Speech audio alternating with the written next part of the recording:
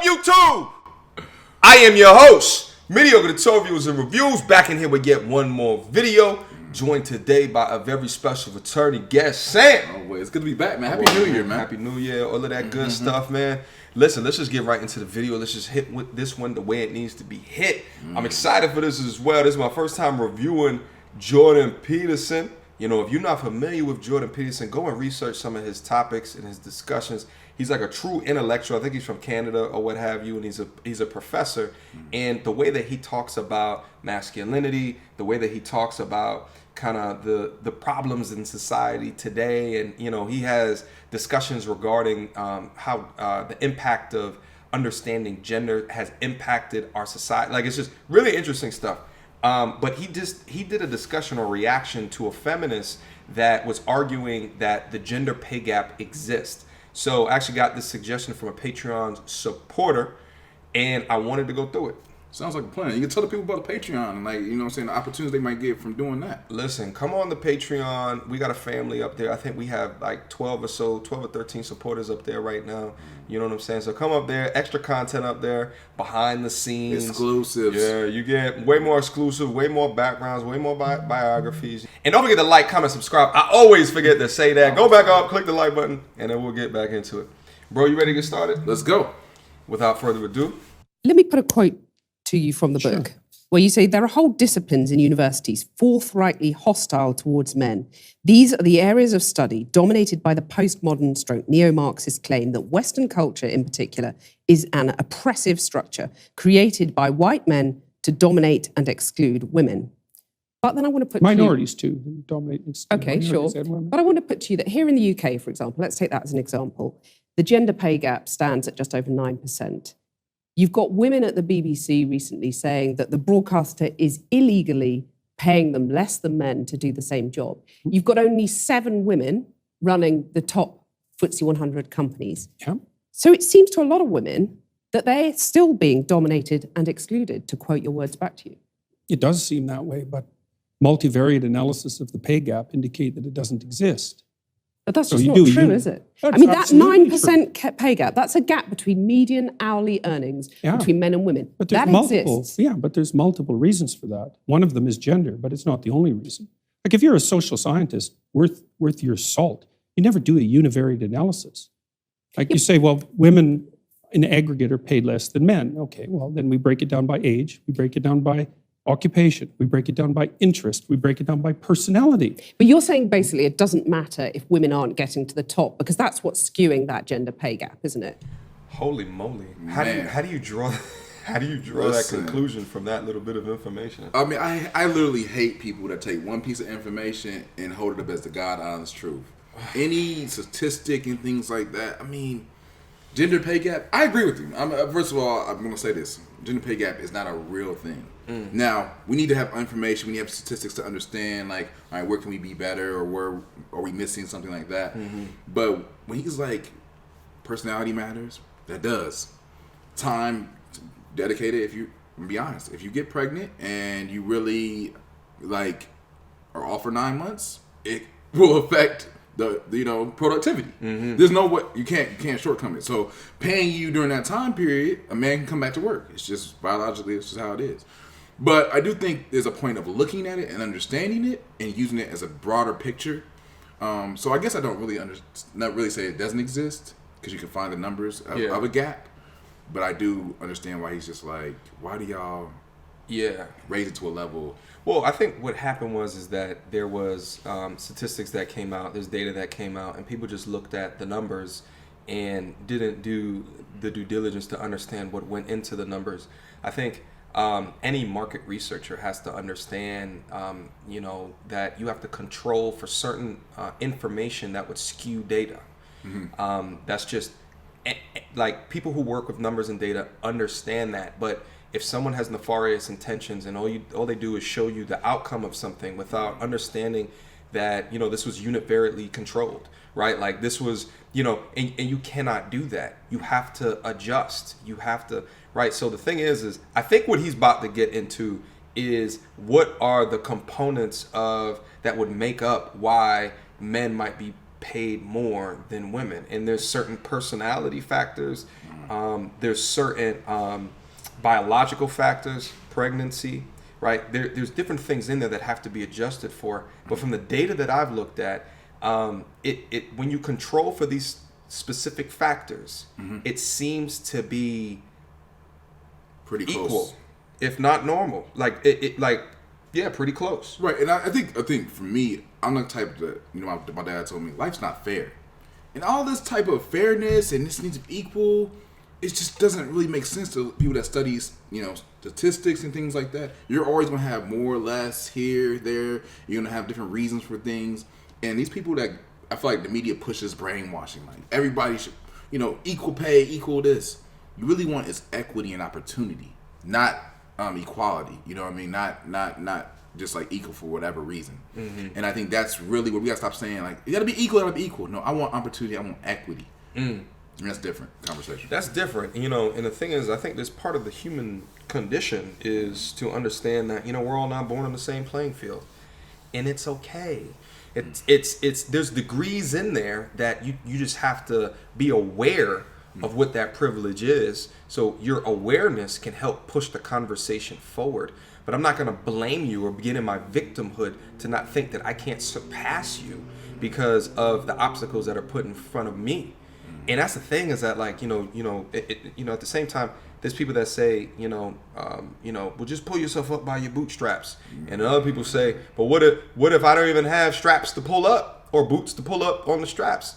And I get it, but and that's opportunity. A component of my argument is that I understand, but I think far less people understand how full their boot actually is, and they self-select in the mediocrity. You see what I'm saying? Now, you had a point. I want to get back to you. Yeah, well, I think we have to acknowledge systemic. There is systemic based off of evolution of man, whether empires are built and everything like that, America, living where you're born, things like that. There's systemic issues, right, that we all face, But outside of that, this whole equality, everything that needs to be equal, I think it should be over. I'm kind of over the equality thing. I know it's not a very popular opinion, and especially from my culture. Listen, I'm normally get a lot of beef for that, but I'm not really feeling the equality every time. Every time, let's be equal. Well, we're not equal.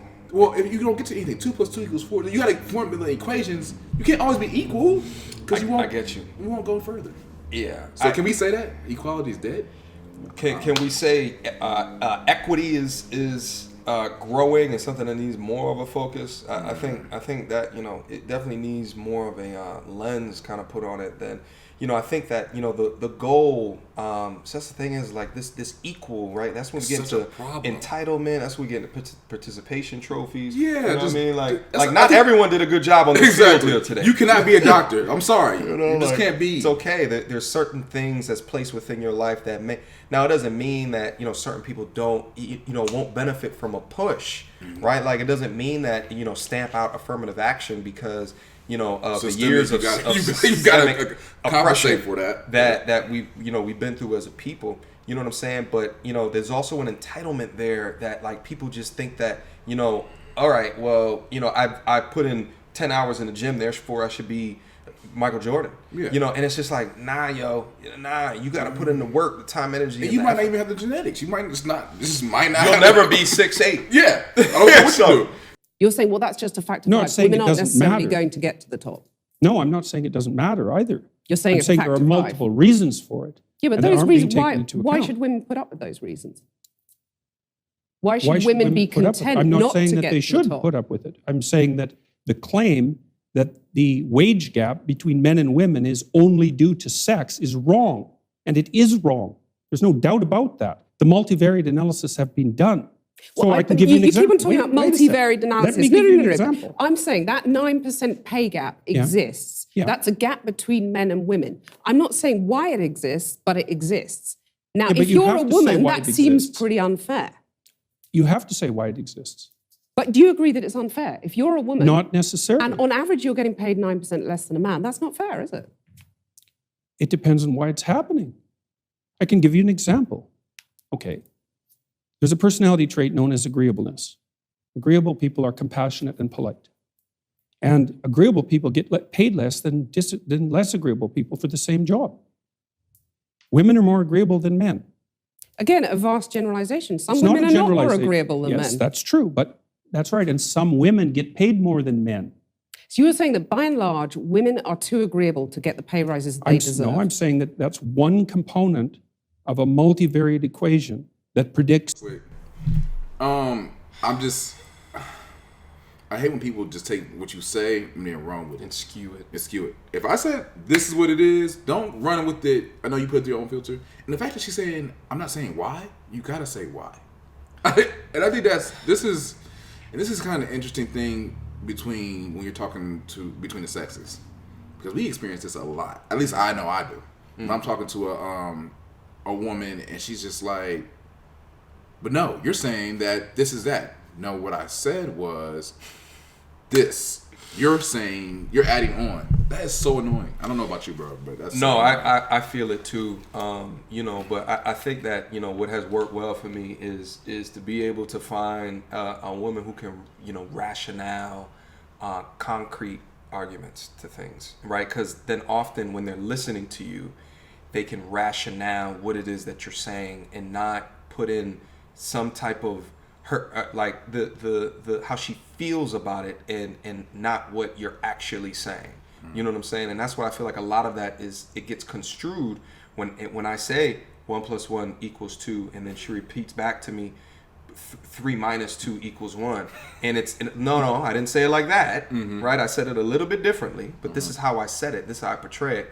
And then most of the times, when I do say it the way that I say, her conclusion to that is a skewed version of what I said, so it doesn't even equal 1 at the end of the day.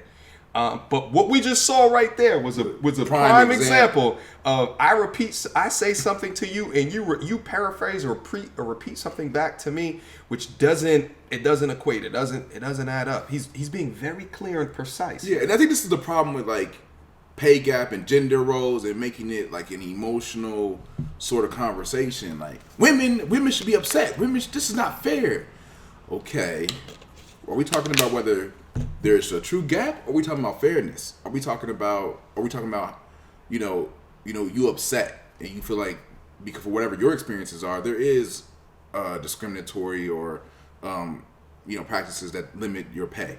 Because if you start, you're not talking to understand. Yeah, you're talking to debate me and to try to prove me wrong. Yeah, and I'm sitting there trying to say, okay, you give me your facts, I give you yours, and then we have a conversation. But people really get upset about this stuff, bro. Yeah, like when Jordan says it's a multivariate equation, and he said that there's reasons as to why this is occurring, and then she repeats back. So does that mean that men should be making more than women? Like, no, he just said that there's reasons for that, and then he started going into an explanation. So let's get back into the video and see what else that he has to say. For an example, salary. It accounts for maybe 5% of the variance, something like that. So surely you the need answer... you need about another 18 factors, one of which is gender. And there is prejudice, there's no doubt about that, but it accounts for a much smaller proportion of the variance in the pay gap than the radical feminists claim. Okay, so rather than denying the pay gap exists, which is what you did at the beginning of this conversation, shouldn't you say to women, rather than being agreeable and not asking for a pay rise, go and ask for a pay rise? Make yourself disagreeable with your boss. Oh, definitely, there's that. But I also didn't deny it existed. I denied it existed because of gender. Okay. See, because I'm very, very, very careful with my words. So the pay gap exists, you accept that, but you're saying, the pay gap between men and women exists, but you're saying it's not because of gender, it's because women are too agreeable to ask for pay rises. So it's one of the reasons. Okay, one of the reasons. So why not get them to ask for a pay rise? I've done that, proceeding? many, many times in my career. And they just I've counseled. Oh, they do it all the time. So one of the things that you do as a clinical psychologist is assertiveness training. So you might say, often you treat people for anxiety, you treat them for depression.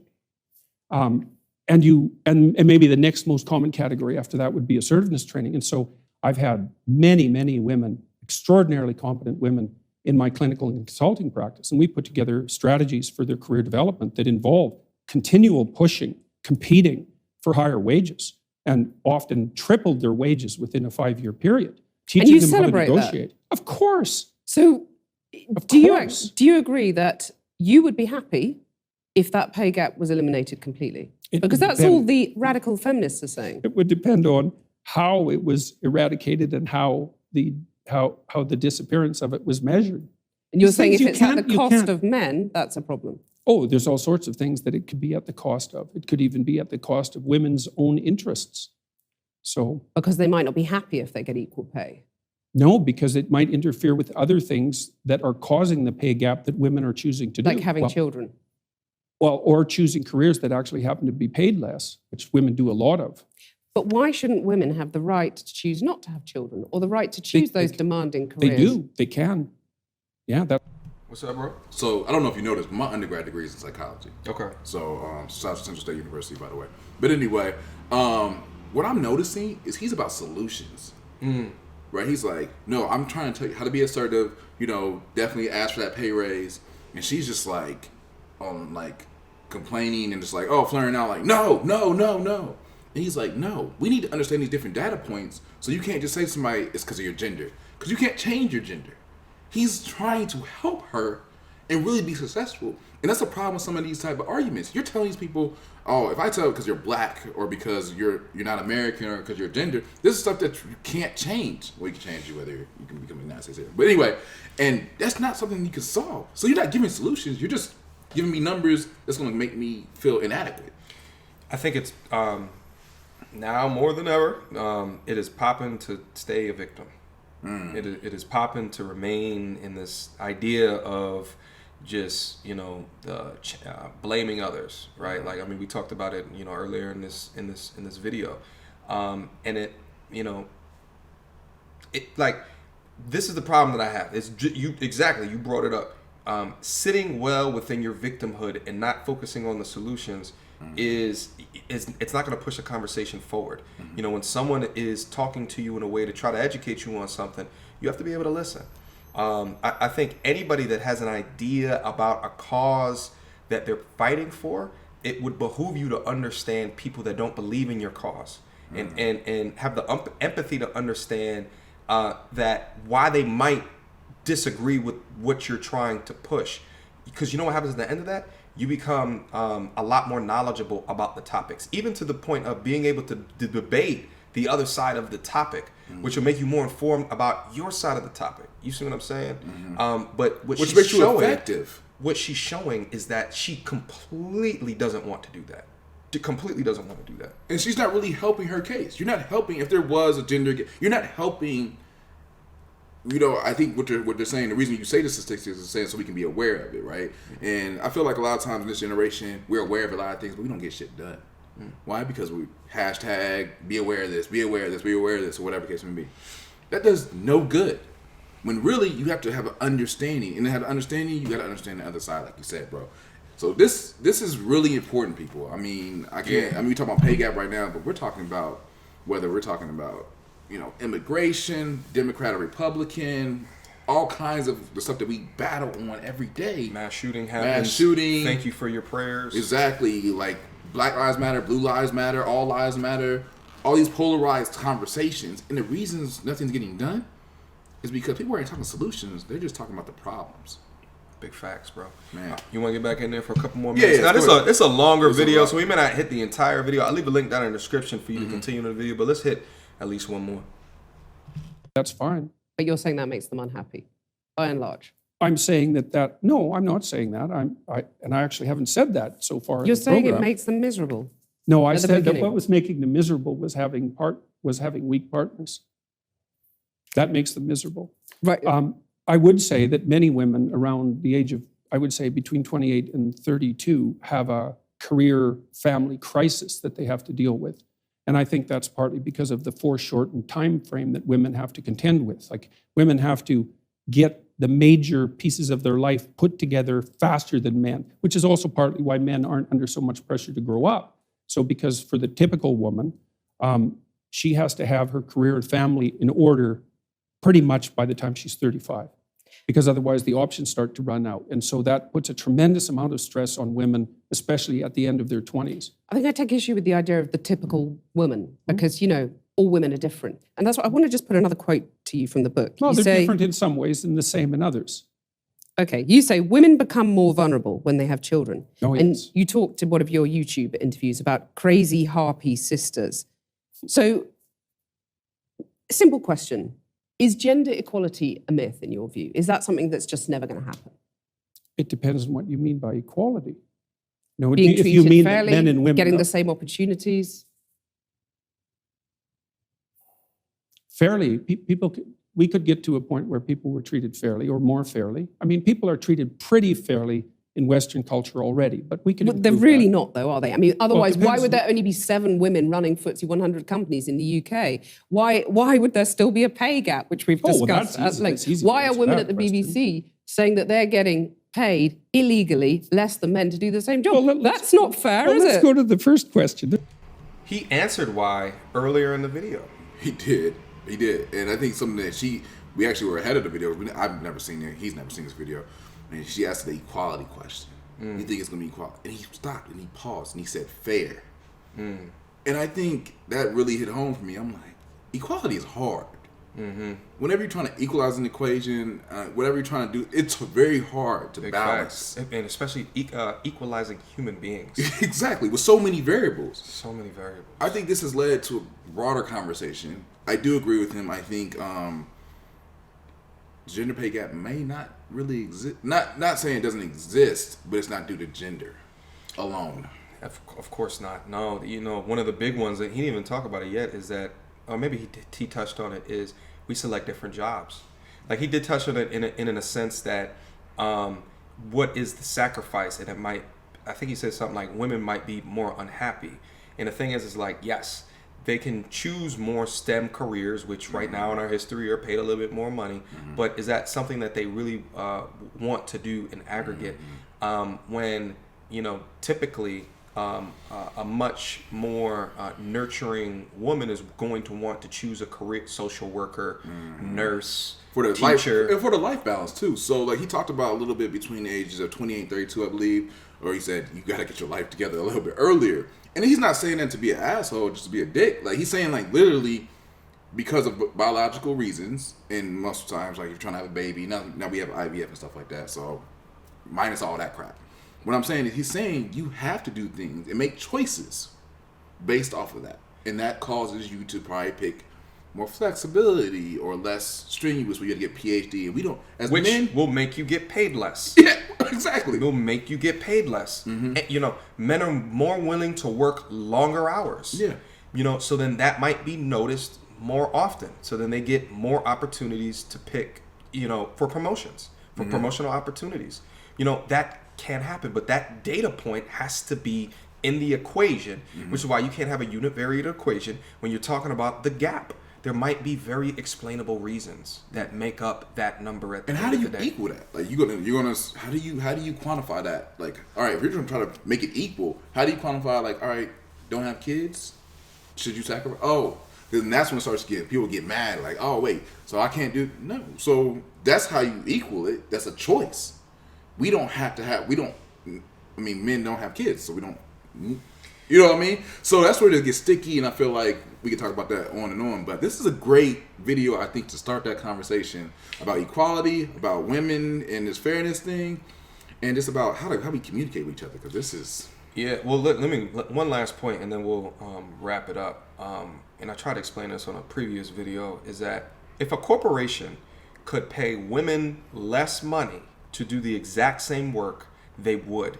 And if they could, it would be littered with women working in the job place. And we all know that that's not what happens. Okay.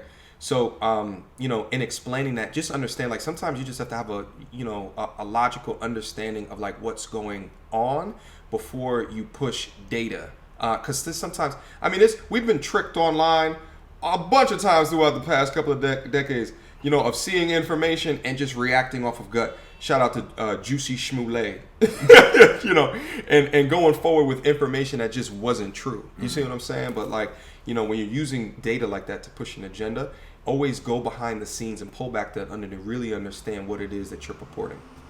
and I think that's important about. That's why you got to review it. So That's why we got to review it.